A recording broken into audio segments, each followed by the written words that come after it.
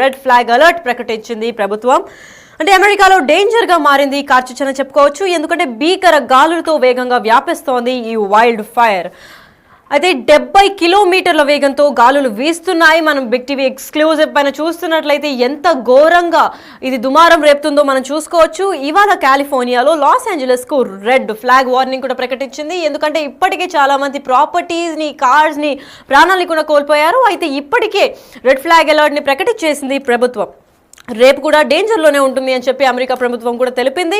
అయితే ఇప్పటికే loss ఏంజలస్లో city మొత్తాన్ని అగ్నికీలలు చుట్టేసినట్టే కనిపిస్తున్నాయి. అయితే ఎటుపక్క కూడా వాళ్ళు ఎస్కేప్ అయ్యే ఛాన్సులు కూడా కనిపించడం లేదు. లాస్ ఏంజలస్ మొత్తం పూర్తిగా దగ్ధమైపోతుంది. ఆ దహనంలో మొత్తం చాలామంది పెద్ద పెద్ద వాళ్ళ ఇల్లులు, కార్లు, మనుషులు, ప్రాణాలు అన్నీ కూడా కోల్పోతున్నారు. ఒకటేసారి చాలా వాల్యుబుల్ అసెట్స్ కూడా ఒక్కటే ఈ వైల్డ్ ఫైర్ బారిన పడి నష్టపోతున్నారని కూడా చెప్పుకోవచ్చు. అయితే